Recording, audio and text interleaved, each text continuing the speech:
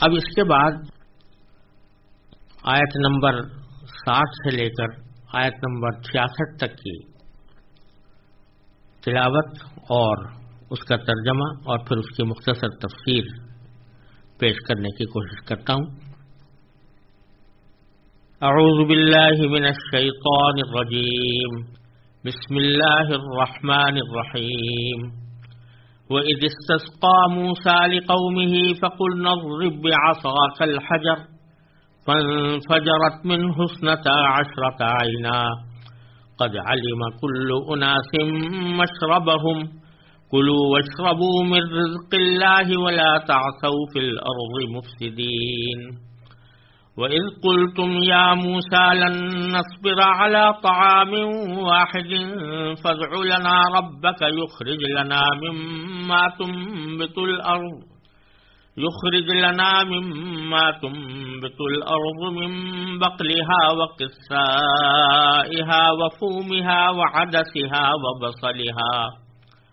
قَالَ أَتَسْتَبْدِلُونَ الَّذِي هُوَ أَدْنَىٰ بِالَّذِي هُوَ خَيْرٌ اهبطوا مصرا فإن لكم ما سألتم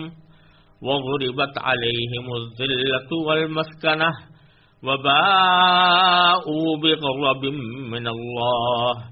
ذلك بأنهم كانوا يكفرون بآيات الله ويقتلون النبيين بغير الحق ذلك بما عصوا وكانوا يعتدون إن الذين آمنوا والذين هادوا والنصارى والصابئين من آمن بالله واليوم الآخر وعمل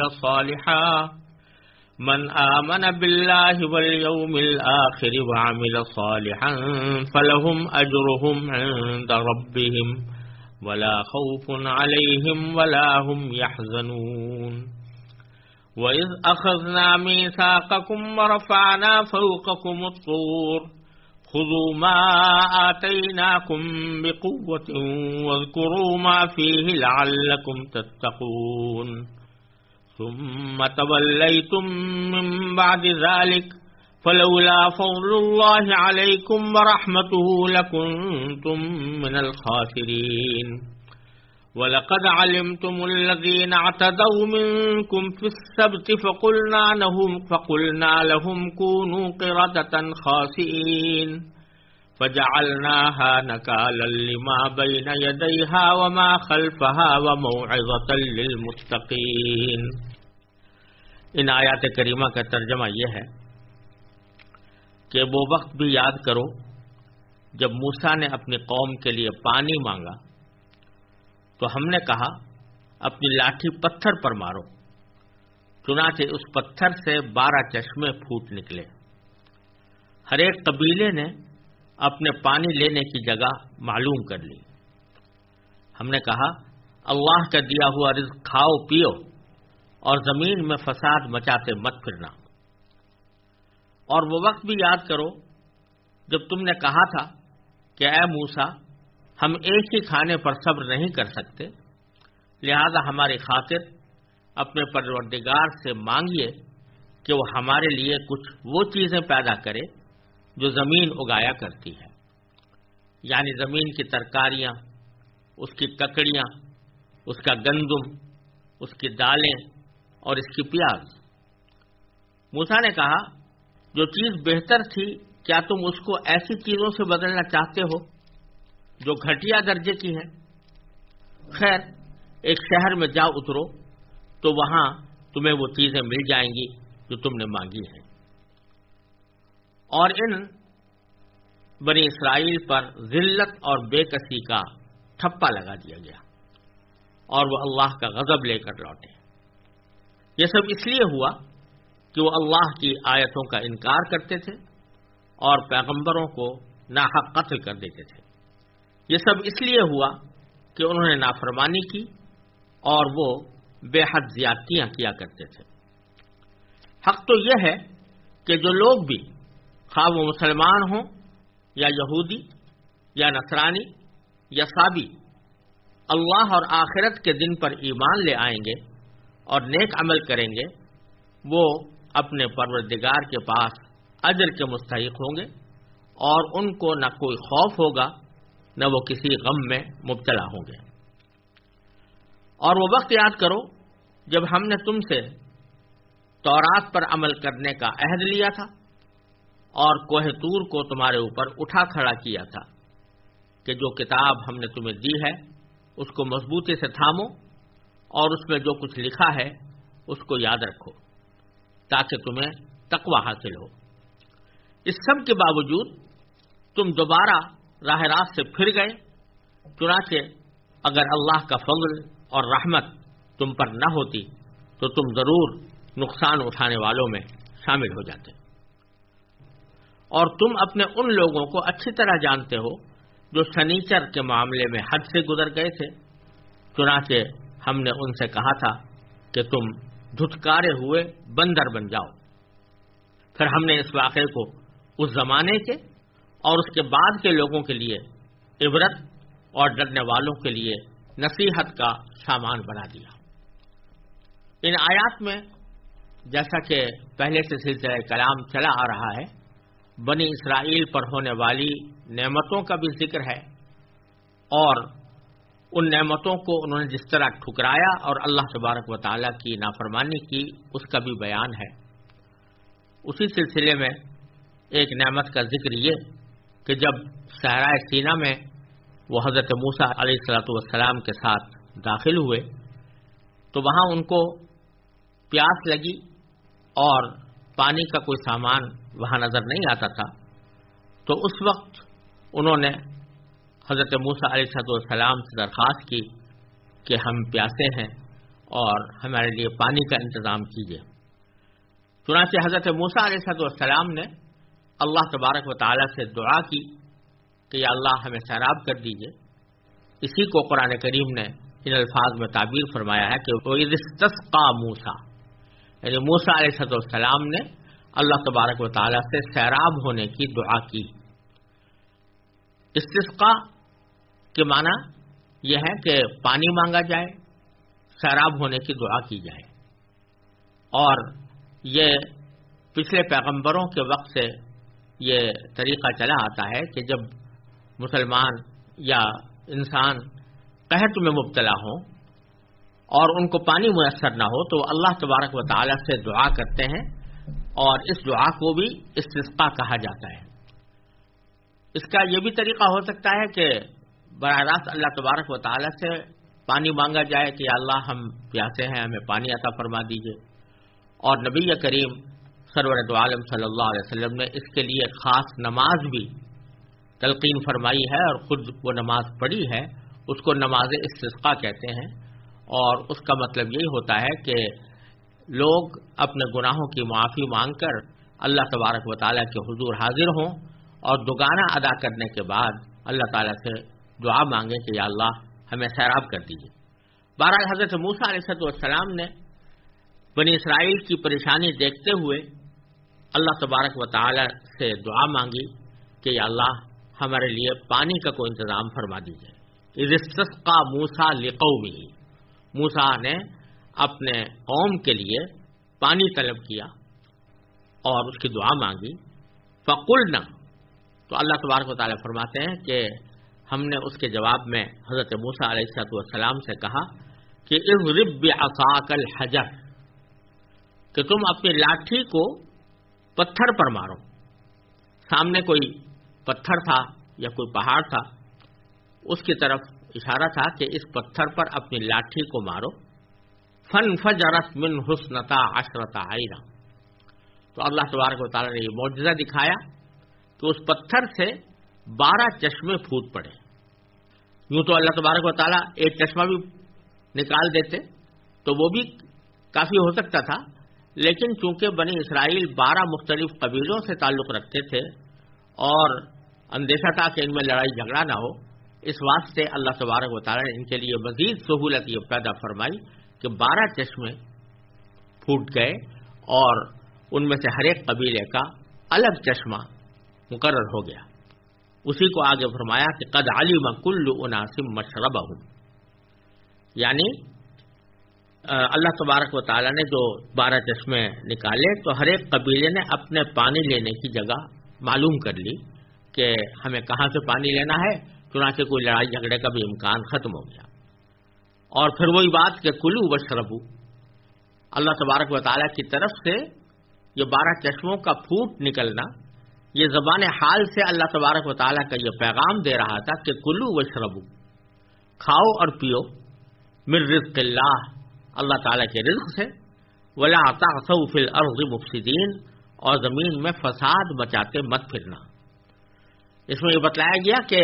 جب اللہ تبارک و تعالیٰ کھانے اور پینے کو دے رہے ہیں تو تمہارا کام یہ ہے کہ اللہ تعالیٰ کا شکر ادا کر کے اس کو حلال طریقے سے کھاؤ اور فساد کا کوئی کام نہ کرو۔ لیکن چونکہ طبیعت میں فساد تھا، اس واسطے وہ بار بار اپنے اس فساد کی طبیعت سے مجبور ہو کر وہ نافرمانیوں میں مبتلا ہوتے رہے۔ پھر آگے اسی بات کا تذکرہ ہے جو پچھلی آیات میں نے ذکر کیا تھا کہ ان کے اوپر من و سلوہ نازل ہوتا تھا، لیکن ایک عرصے تک وہ من و سلوہ کھانے کے بعد اس سے اکتا گئے اور انہوں نے کہا کہ ہم صرف ایک غذا کے اوپر اکتفا نہیں کر سکتے، ہمیں اور غذائیں بھی چاہیے۔ چنانچہ آگے اگلی آیت میں اللہ تبارک و تعالی نے ان کی اس فرمائش کا ذکر کیا ہے کہ وَإِذْ قُلْتُمْ يَا مُوسَىٰ، وہ وقت یاد کرو جب تم نے کہا تھا کہ اے موسیٰ، لن نصبر علی طعام واحد، ہم ایک ہی کھانے پر صبر نہیں کر سکتے، فادع لنا ربک، لہذا ہماری خاطر اپنے پروردگار سے مانگیے کہ یخرج لنا، کہ ہمارے لیے کچھ وہ چیزیں پیدا کرے، مما تنبت الارض، جو زمین اگایا کرتی ہے، من بقلھا، یعنی زمین کی ترکاریاں، وقثائھا، اس کی ککڑیاں، وفومھا، اور اس کا گندم، وعدسھا، اور اس کی دالیں، وبصلھا، اور اس کی پیاز۔ یعنی ان چیزوں کا مطالبہ کیا کہ ہمیں ان چیزوں کے کھانے کا بھی دل چاہتا ہے تو ہمیں یہ چیزیں بھی مہیا کی جائیں۔ اس کے جواب میں حضرت موسیٰ علیہ السلام نے فرمایا کہ اتستبدلون الذی هو ادنی بالذی هو خیر، یعنی جو چیز بہتر تھی کیا تم اس کو ایسی چیزوں سے بدلنا چاہتے ہو جو گھٹیا درجے کی ہیں؟ یعنی من و سلوہ اعلیٰ درجے کی غذا تھی، اس کی ناشکری کر کے تم گھٹیا چیزیں مانگنا چاہتے ہو، اس کا ایک مطلب تو یہ ہے۔ لیکن الفاظ در حقیقت عام ہیں، اور بعض روایات میں آتا ہے اور بائبل میں بھی یہ مذکور ہے کہ جس وقت ان لوگوں نے یہ فرمائش کی تھی اس کے ساتھ ساتھ حضرت موسیٰ علیہ السلام کو بڑی ملامت کی اور کہا کہ تم نے ہم پر بڑا ظلم کیا کہ ہمیں مصر سے نکال لائے، اور ہم وہاں مصر میں رہتے تھے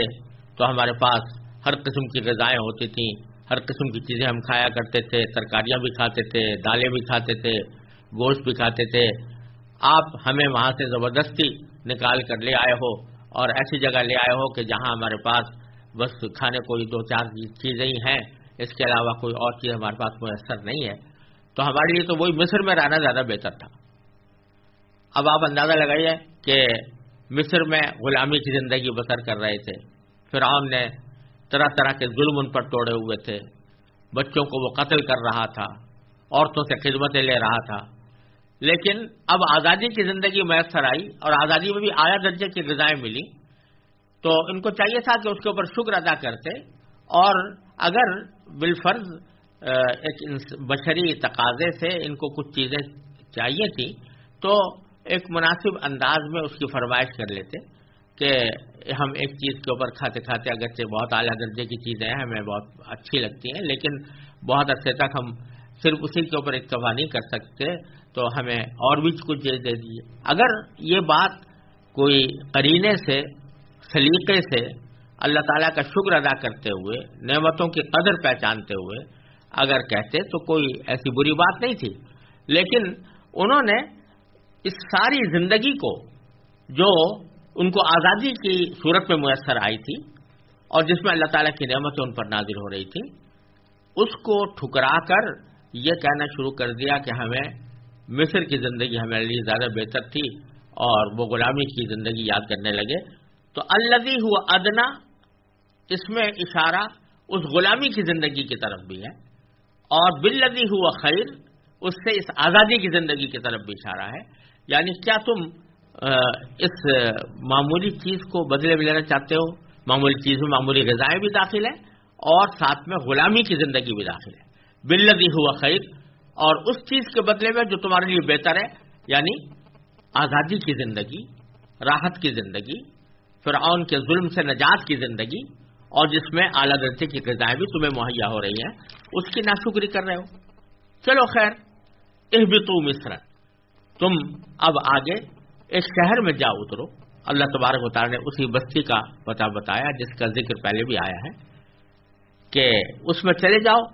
فَإِنَّ لَكُمْ مَا سَأَلْتُمْ، تو وہاں تمہیں وہ چیزیں مل جائیں گی جو تم نے مانگی ہیں. یعنی وہ ترکاریاں، وہ دالیں، وہ گندم، وہ پیاز، وہ چیزیں جو تم مانگ رہے ہو وہ اس شہر کے اندر جا کر تمہیں مل جائیں گی. لیکن ہوا کیا کہ داخل ہوئے اور اس متکبرانہ انداز میں ہوئے اور اس طرح نافرمانی کرتے ہوئے داخل ہوئے جس کا ذکر پچھلی آیات میں تفصیل کے ساتھ گزر چکا ہے. تو وہاں پر بھی انہوں نے نافرمانی کی، وہاں پر بھی سرکشی کا مظاہرہ کیا. تو اس کے نتیجے میں اللہ تبارک و تعالیٰ فرماتے ہیں کہ وَضُرِبَتْ عَلَيْهِمُ الذِّلَّةُ وَالْمَسْكَنَةُ، تو اس کے نتیجے میں ان پر ذلت اور بے کسی کا ٹھپا لگا دیا گیا. اور وَبَاءُوا بِغَضَبٍ مِّنَ اللَّهِ، اور وہ اللہ کا غضب لے کر لوٹے. ذلت اور مسکنت کا ٹھپا لگا دیا گیا، یعنی اس نافرمانیوں کے نتیجے میں اللہ تبارک و تعالیٰ نے ان کو کچھ ایسا کر دیا کہ وہ صدیوں تک کسی نہ کسی کی غلامی میں، کسی نہ کسی کے زیر حکومت رہ کر اور کسی نہ کسی کے سامنے ذلیل ہو کر زندگی گزارتے رہے. تفصیل اس کی انشاءاللہ سورہ آل عمران میں آئے گی. ذالک بأنہم کانوا یکفرون بآیات اللہ، اللہ تعالیٰ فرماتے ہیں کہ یہ سب اس لیے ہوا کہ وہ اللہ کی آیتوں کا انکار کرتے تھے. وَيَقْتُلُونَ النَّبِيِّينَ بِغَيْرِ الْحَقِّ، اور پیغمبروں کو ناحق قتل کر دیتے تھے. یہ بنی اسرائیل کی تاریخ میں متعدد مرتبہ یہ واقعات پیش آئے کہ بنی اسرائیل کی جب بدعمالیاں حد سے گزرنے لگتی تو اللہ تبارک و تعالیٰ اپنا کوئی پیغمبر ان کے پاس بھیجتے جو ان کو راہ راست پر لانے کی کوشش کرتا، ان کو بدعمالیوں سے بچانے کی کوشش کرتا. لیکن چونکہ سرشت میں سرکشی داخل تھی، اس واسطے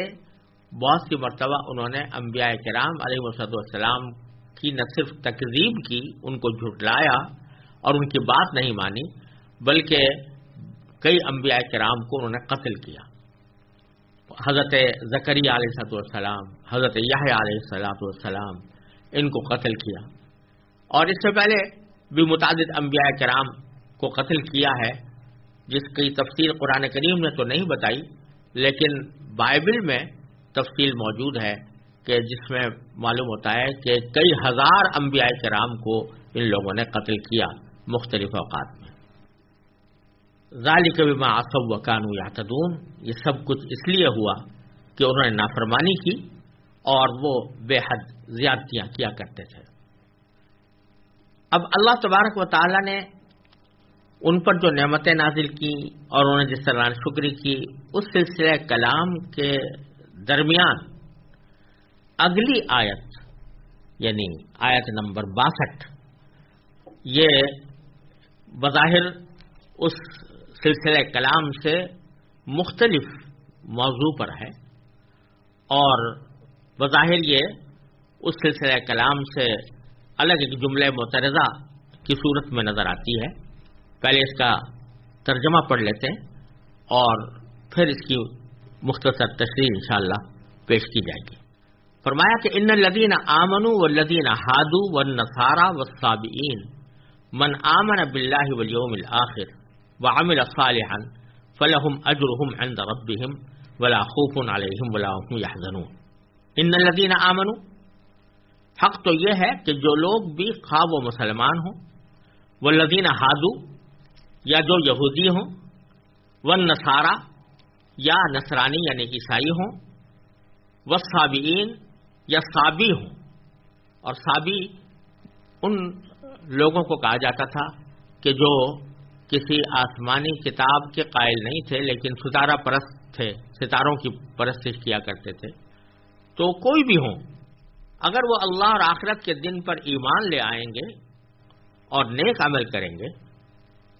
تو فلہم اجرہم عند ربہم، تو وہ اپنے پروردگار کے پاس اپنے اجر کے مستحق ہوں گے. اور ولا خوف علیہم ولا هم یحزنون، ان کو نہ کوئی خوف ہوگا نہ وہ کسی غم میں مبتلا ہوں گے. اس آیت کریمہ میں اللہ تبارک و تعالی نے یہ فرمایا ہے کہ کوئی شخص کسی بھی مذہب و ملت سے تعلق رکھتا ہو، اگر حق کو قبول کر لے، اللہ تبارک و تعالی پر اور یوم آخرت پر ایمان لے آئے اور نیک عمل کرے تو اس کو اللہ تبارک و تعالی کی طرف سے اجر ملے گا. اور اس نے سابق جو زندگی گزاری ہے، چاہے وہ یہودیت میں گزاری ہو یا نصرانیت میں گزاری ہو یا ستارہ پرستی میں گزاری ہو یا بت پرستی میں گزاری ہو، جب وہ توبہ کر کے ایمان لے آئے گا تو اللہ تعالیٰ کے پاس اجر کا مستحق ہوگا اور پچھلی زندگی کے گناہ اس کے معاف ہو جائیں گے اور آئندہ اس کو نہ کوئی خوف ہوگا اور نہ کوئی غم ہوگا آخرت کے اندر. یہ آیت کریمہ بیچ میں بنی اسرائیل پر انعامات کا تذکرہ کرتے ہوئے اور ان کی نافرمانیاں کرتے ہوئے بیچ میں یہ آیت کریمہ در حقیقت بنی اسرائیل کے ایک باطل گھمنڈ کی تردید کے لیے آئی ہے. ان کا عقیدہ یہ تھا کہ صرف انہی کی نسل یعنی بنی اسرائیل اللہ کے منتخب اور لاڈلے بندوں پر مشتمل ہے، ان کے خاندان سے باہر کا کوئی آدمی اللہ تبارک و تعالیٰ کے انعامات کا مستحق نہیں ہے. آج بھی یہودیوں کا یہی عقیدہ ہے، اسی لیے یہودی مذہب ایک نسل پرست مذہب ہے اور اس نسل کے باہر کا کوئی شخص یہودی مذہب اختیار کرنا بھی چاہے تو یا اختیار کر ہی نہیں سکتا یا کم از کم ان حقوق کا مستحق نہیں ہو سکتا جو ایک نسلی یہودی کو حاصل ہوتے ہیں. یہ کیونکہ ان کے دماغ میں یہ گھمنڈ تھا کہ سوائے بنی اسرائیل کے کوئی بھی شخص اللہ تعالیٰ کا محبوب نہیں ہو سکتا، اللہ تعالیٰ کی طرف سے اجر و ثواب کا مستحق نہیں ہو سکتا. تو اللہ تبارک و تعالیٰ نے اس آیت میں یہ واضح فرما دیا کہ حق کسی ایک نسل میں محدود نہیں ہے. اصل اہمیت ایمان اور نیک عمل کو حاصل ہے. جو شخص بھی اللہ اور آخرت پر ایمان لانے اور عمل صالح کی بنیادی شرطیں پوری کر دے گا، خواہ وہ پہلے کسی بھی مذہب یا کسی بھی نسل سے تعلق رکھتا ہو، اللہ تبارک و تعالیٰ کے نزدیک اجر کا مستحق ہوگا. یہودیوں اور نصرانیوں کے علاوہ عرب میں ستارہ پرست لوگ بھی رہتے تھے جنہیں صابی کہا جاتا تھا، اس لیے ان کا بھی ساتھ ذکر کر دیا گیا ہے. یہاں دو باتیں سمجھنی ضروری ہیں. ایک بات تو یہ کہ اس آیت کریمہ میں ان کے اس باطل گھمنڈ کی تردید کی گئی ہے کہ سوائے بنی اسرائیل کے کوئی بھی شخص نجات نہیں پا سکتا، اور دوسرے ان کو ایک طرح سے جو پچھلی سرزنش کی جا رہی تھی اور آئندہ بھی جو کی جائے گی اس سے کسی کے دل میں اگر یہ مایوسی پیدا ہو جائے کہ ہمارا تو ماضی اتنا زبردست نافرمانی پر گزرا ہے، اللہ تعالیٰ نے فرمایا کہ ہمارے اوپر ذلت اور بے کسی کا ٹھپا لگا دیا گیا ہے، اللہ تعالیٰ کے غضب کے ہم مستحق ہو گئے ہیں، تو اب اگر ہم ایمان لائیں گے بھی تو ایمان لا کر ہمیں کوئی فائدہ نہیں ہوگا. تو یہ خیال بھی بیچ میں رد کر دیا گیا کہ یہ خیال کرنا درست نہیں ہے. اب بھی اگر تم ایمان لے آؤ گے تو اللہ تبارک و تعالیٰ تمہارے پچھلے گناہ معاف فرما دیں گے اور اللہ تبارک و تعالیٰ کے پاس تم اجر کے مستحق ہوگے اور تمہیں آخرت کے اندر کسی خوف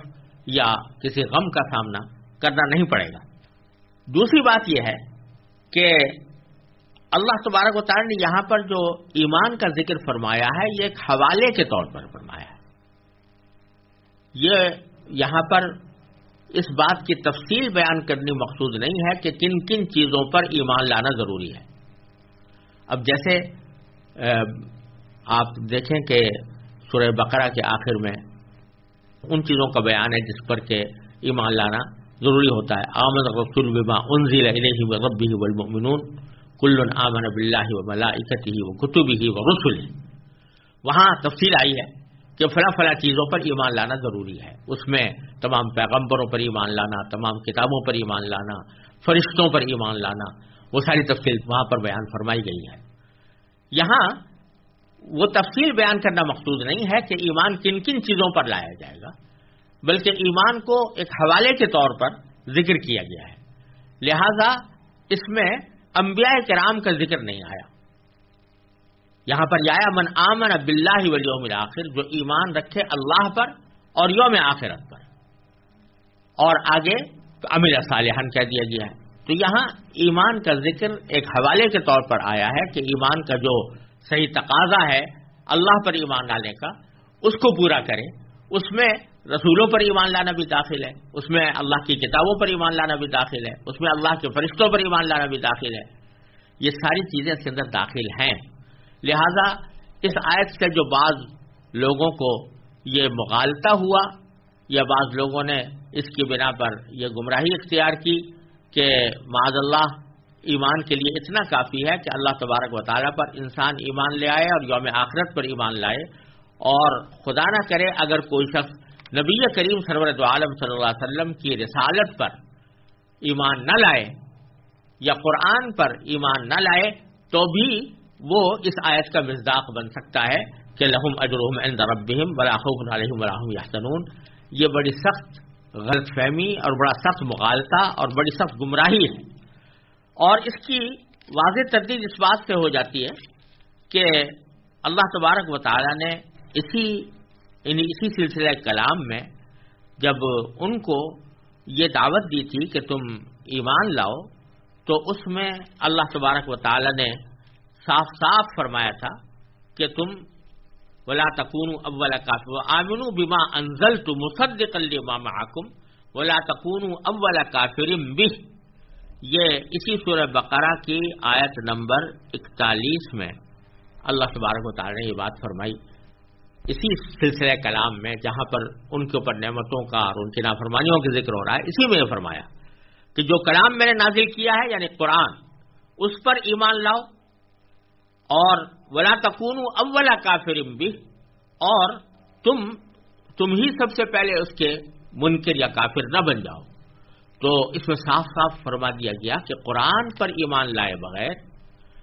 اور نبی کریم صلی اللہ علیہ وسلم پر ایمان لائے بغیر کوئی شخص مومن نہیں ہو سکتا. لہذا یہ کیسے ممکن ہے کہ بعد میں دوسری آیت میں اللہ تعالیٰ یہ فرما دیں کہ رسول پر ایمان لانا ضروری نہیں ہے اور صرف اللہ اور یوم آخرت پر ایمان لانا کافی ہے؟ تو در حقیقت یہ بہت بڑی غلط فہمی ہے. خود قرآن کریم کی متعدد آیات اس کی تردید کرتی ہیں، اور حقیقت یہ ہے کہ اللہ پر ایمان لانے میں اس کے تمام رسولوں پر ایمان لانا بھی داخل ہے. لہذا نجات پانے کے لیے رسول اکرم صلی اللہ علیہ وسلم پر ایمان لانا بھی ضروری ہے. چنانچہ پچھلے آیت نمبر 40 اور 41 میں بھی اللہ تعالیٰ نے حضور اقدس صلی اللہ علیہ وسلم پر ایمان لانے کا حکم دیا ہے، اور اس کے علاوہ مزید متعدد صورتوں میں متعدد آیتوں میں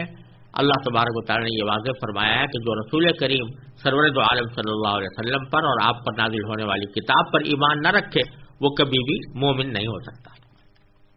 اب آگے پھر وہی سلسلہ کلام جاری ہے، یعنی بنی اسرائیل پر کی جانے والی نعمتوں کا بھی اور ان کے سرکشیوں کا بھی. چنانچہ آگے فرمایا وَإِذْ أَخَذْنَا مِيثَاقَكُمْ وَرَفَعْنَا فَوْقَكُمُ الطُّورَ،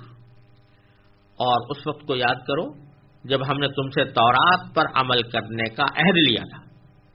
اور کوہ طور کو تمہارے اوپر اٹھا کھڑا کیا تھا کہ خذوا ما آتیناکم بقوۃ، تو جو کچھ کتاب ہم نے تمہیں دی ہے یعنی تمہارے احکام اس کتاب میں نازل کیے ہیں ان کو قوت کے ساتھ تھام لو، مضبوطی سے تھام لو. واذکروا ما فیہ، اور جو کچھ اس میں ہے اس کو یاد رکھو،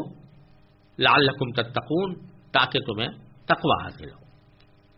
اس کا پس منظر یہ ہے کہ جب حضرت موسیٰ علیہ السلام تورات لے کر آئے،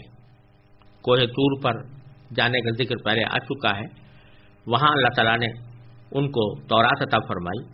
اور وہ تورات لے کر اپنی قوم کے پاس آئے، تو بنی اسرائیل نے دیکھا کہ اس کے بعض احکام بہت سخت ہیں، اس لیے اس سے بچنے کے لیے بہانے تلاش کرنے شروع کر دیا۔ پہلے تو انہوں نے یہ کہا کہ اللہ تعالی ہم سے خود کہے کہ تورات پر عمل کرنا ضروری ہے۔ مطالبہ اگرچہ نامعقول تھا، مگر ان پر حجت تمام کرنے کے لیے ان میں سے 70 آدمی منتخب کر کے حضرت موسیٰ علیہ السلام کے ساتھ کوہ طور پر بھیجے گئے، جس کی تفصیل انشاءاللہ سورہ اعراف کی آیت نمبر 155 میں آگے آئے گی انشاءاللہ۔ یہ 70 آدمی وہاں کوہ طور پر حضرت موسیٰ علیہ السلام کے ساتھ گئے۔ ان کو اللہ تبارک و تعالیٰ نے براہ راست تورات پر عمل کا حکم دیا، مگر جب یہ واپس لوٹے تو انہوں نے اپنی قوم کے سامنے یہ بات تو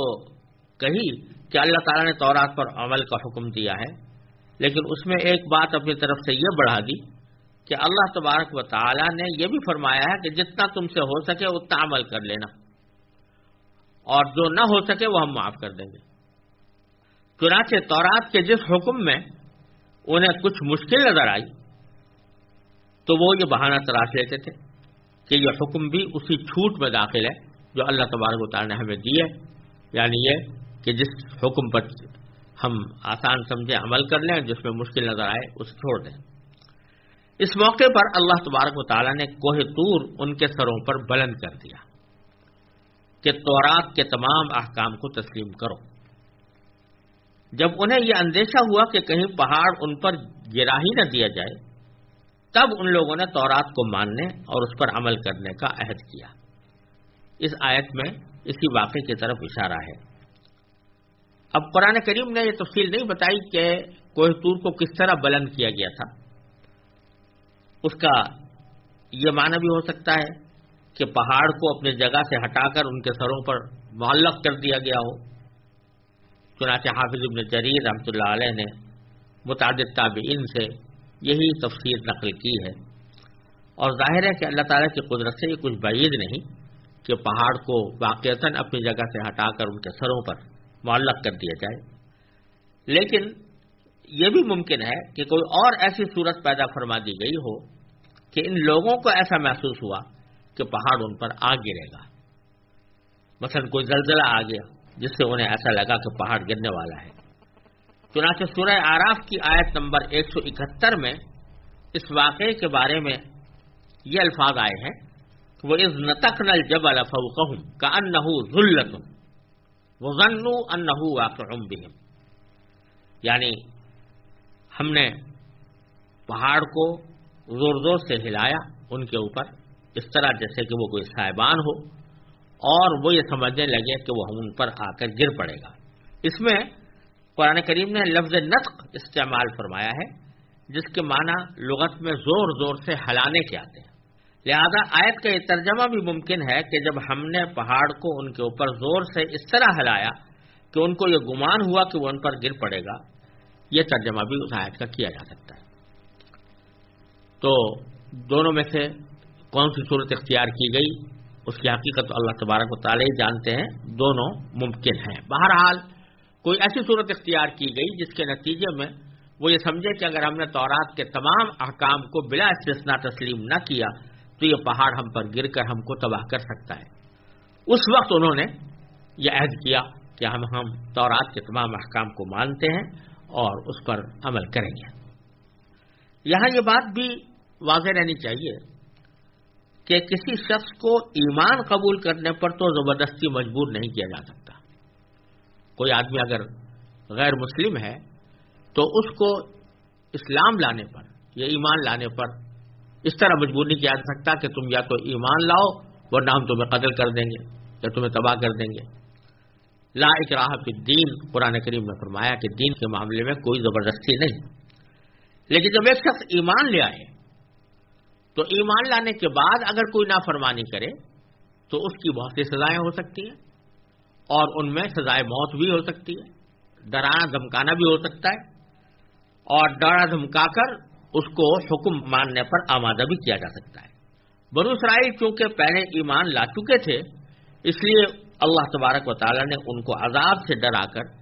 فرما برداری پر آمادہ فرمایا۔ تو یہی مطلب ہے اس آیت کریمہ کا کہ اذ اخذنا میثاقکم، وہ وقت یاد کرو جب ہم نے تم سے تورات پر عمل کرنے کا عہد لیا تھا، ورفعنا فوقکم الطور، اور کوہ طور کو تم پر اٹھا کھڑا کیا تھا، خذوا ما آتیناکم بقوۃ، کہ جو کتاب ہم نے تمہیں دی ہے اس کو مضبوطی سے تھامو، واذکروا ما فیہ، اور اس میں جو کچھ لکھا ہے اس کو یاد رکھو، لعلکم تتقون، تاکہ تمہیں تقوی حاصل ہو۔ لیکن کیا ہوا؟ اگلی آیت میں اس کا بیان ہے کہ ثم تولیتم من بعد ذلک، اس طرح تم نے عہد بھی کر لیا، مان بھی لیا، لیکن اس کے باوجود تم دوبارہ راہ راست سے پھر گئے۔ چنانچہ فرماتے ہیں کہ فلولا فضل اللہ علیکم ورحمتہ لکنتم من الخاسرین، ان ساری نافرمانیوں کے باوجود اللہ تبارک و تعالی نے تم کو ہلاک و برباد نہیں کیا۔ تمہارے کرتوت تو ایسے تھے کہ اگر اللہ تعالیٰ تمہیں تباہ کرنا چاہتا تو تباہ کر دیتا، لیکن پھر بھی اللہ تبارک و تعالی نے اپنے فضل و کرم کا معاملہ فرمایا۔ فلولا فضل اللہ علیکم ورحمتہ، اگر اللہ کا فضل اور رحمت تم پر نہ ہوتی تو تم ضرور لکنتم من الخاسرین، تم ضرور سخت نقصان اٹھانے والوں میں شامل ہو جائے۔ آگے پھر بنی اسرائیل کے خاص گروہ کا اور اس کی نافرمانی کا تذکرہ ہے کہ وَلَقَدْ عَلِمْتُمُ الَّذِينَ اعْتَدَوْا مِنْكُمْ فِي السَّبْتِ، اور تم اپنے ان لوگوں کو اچھی طرح جانتے ہو جو سنیچر کے معاملے میں حد سے گزر گئے تھے۔ فَقُلْنَا لَهُمْ، تو چنانچہ ہم نے ان سے کہا تھا کہ كُونُوا قِرَدَةً خَاسِئِينَ، تم ذلیل اور دھتکارے ہوئے بندر بن جاؤ۔ اس میں جس واقعے کی طرف اشارہ ہے اس کی پوری تفصیل سورہ اعراف کے اندر آنے والی ہے، یہاں مختصراً اتنا عرض کر دینا کافی ہے کہ سنیچر کا دن یہودیوں کے لیے ایک مقدس دن قرار دیا گیا تھا، اور ان کو یہ حکم بھی دیا گیا تھا کہ اس دن میں وہ کسی قسم کی معاشی سرگرمیاں اختیار نہ کریں، یعنی اپنی روزی کمانے کا کوئی کام نہ کریں، یعنی ہفتے کے 6 دن ان کے لیے معاشی سرگرمیوں کے واسطے کھلے ہوئے ہیں، لیکن سنیچر کے دن ان کے لیے کوئی معاشی سرگرمی منع تھی۔ جن خاص یہودیوں کا یہاں ذکر ہے، اور بعض روایت سے معلوم ہوتا ہے کہ وہ حضرت داؤد علیہ السلام کے زمانے میں تھے، یہ لوگ کسی سمندر کے کنارے رہتے تھے اور مچھلیاں پکڑا کرتے تھے، ان کا گزارا مچھلیاں پکڑ کر ہی ہوا کرتا تھا، مچھلیوں کو فروخت کرتے تھے۔ سنیچر کے دن ان کے لیے مچھلیاں پکڑنا اس لیے ناجائز تھا کہ یہ ان کی معاشی سرگرمی تھی، اور معاشی سرگرمی سنیچر کے دن منع تھی۔ مگر شروع میں انہوں نے کچھ ہیلے حوالے کر کے اس حکم کی خلاف ورزی کرنی چاہیے۔ مثلا یہ کہ بعض روایات میں آتا ہے کہ وہ جمعہ کے دن شام سے جال ڈال دیتے تھے، اور اگلے دن کیونکہ کوئی کارروائی کرنی منع ہوتی تھی تو اس وقت تو وہ شکار نہیں کرتے تھے، لیکن اتوار کے دن جو اس جال کے اندر جو مچھلیاں آتی تھیں ان کو وہ استعمال کرتے تھے۔ یہ تو ایک ہیلا تھا، لیکن شروع میں انہوں نے تو یہ ہیلے کیے، پھر کھلم کھلا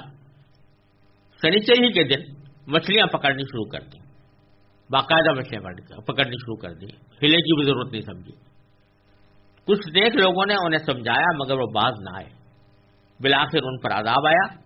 اور ان کی صورتیں مسخ کر کے انہیں بندر بنا دیا گیا۔ اللہ تبارک و تعالیٰ نے ان کو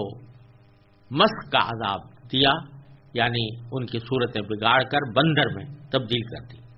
تفصیل اس کی انشاءاللہ سورہ اعراف میں آنے والی ہے۔ یہ اللہ تبارک و تعالیٰ کی قدرت سے یہ کیا بعید ہے کہ وہ کسی بندے کو، کسی انسان کو کسی دوسری صنف میں، کسی دوسری جنس میں تبدیل فرما دے۔ اللہ تعالیٰ نے ہی انسان کو پیدا کیا، اللہ تعالیٰ نے ہی بندر کو پیدا کیا، تو اگر وہ اللہ تبارک و تعالیٰ انسان پیدا کر سکتا ہے، بندر پیدا کر سکتا ہے، تو انسان کو بندر میں منتقل بھی کر سکتا ہے، اور عذاب کے طور پر ایسا کیا گیا۔ بعض لوگ اس قسم کے واقعات کو، چونکہ یہ خرق عادت ہیں، خلاف عادت ہیں، اس واسطے بعض لوگ اس میں شبہ نکالتے ہیں۔ اور عجیب بات ہے کہ اگر مغرب کا کوئی فلسفی یہ کہے کہ بندر انسان میں تبدیل ہو گیا تو اس کے اوپر ان لوگوں کو اتنا تعجب نہیں ہوتا، لیکن اللہ تعالیٰ اگر یہ کہے کہ انسان بندر میں تبدیل ہو گیا تو اس کے اوپر وہ حیرت کا اور انکار کا اظہار کرتے ہیں. یہ کسی مسلمان کا سوا نہیں ہونا چاہیے. اللہ تعالیٰ صاف صاف فرما رہے ہیں کہ ہم نے ان سے کہا کہ تم دھتکارے ہوئے بندر بن جاؤ. آگے باری تعالیٰ فرماتے ہیں فَجَعَلْنَاهَا نَقَالًا لِمَا بَيْنَ يَدَيْهَا وَمَا خَلْفَهَا، پھر ہم نے اس واقعے کو نقال بنا دیا. نقال کے معنی عبرت، ایسا عذاب، ایسی سزا جو دوسروں کے لیے سامان عبرت ہو. ہم نے اس واقعے کو اس زمانے کے اور اس کے بعد کے لوگوں کے لیے عبرت اور ڈرنے والوں کے لیے نصیحت کا سامان بنا دیا. نقالا لما بین یدیہا وما خلفہا، اس واقعے کو اس زمانے کے اور اس کے بعد کے لوگوں کے لیے عبرت بنایا. وموعظۃ، اور نصیحت بنایا. للمتقین، ان لوگوں کے لیے جو اللہ تعالیٰ سے ڈریں، اللہ تعالیٰ کے عذاب سے ڈریں.